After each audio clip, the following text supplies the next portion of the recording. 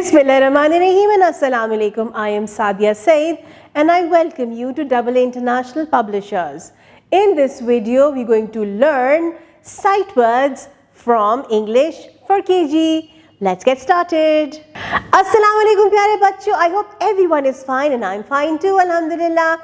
Ji, so here we are with another topic and the topic is sight words. अब आप सोच रहे होंगे ये sight words क्या होते हैं? Wait, I will tell you what they are. अब तक हमने जितने भी words पढ़े थे उनको हमने sounds के साथ break किया था. याद आ गया?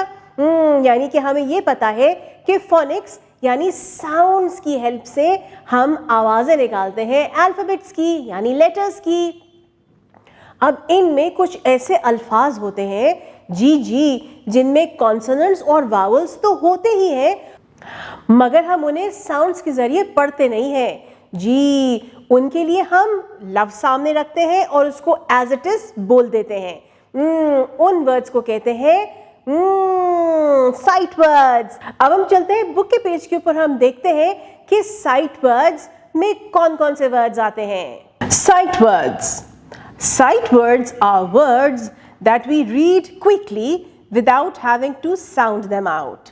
जी, वही के words को हम बगैर हिज्जे, बगैर sounds के पढ़ेंगे. They are important for learning how to read and write. Single letter sight words. जी, यानी कि एक letter वाले भी sight words होते हैं और वो कौन से हैं? अ और आई. इसी तरह से टू लेटर साइट वर्ड्स में हमारे पास ये पूरी लिस्ट है. On, of, or, as, to, my, be, it, so and so on. Three letter sight words. Three letter sight words में थ्री लेटर्स वाले वर्ड्स होते हैं और इनको भी हम एग्जैक्टली बगैर साउंड्स के पढ़ेंगे जैसे कि the, and, for, are, but, net and so on. Four letter sight words. जी बिल्कुल सही. Four letter sight words में वो words जिनमें four letters होंगे. कौन कौन से हैं? With, from, that, this, went, very and so on. अब आपने क्या करना है? इन words की पहले अच्छे से practice करनी है.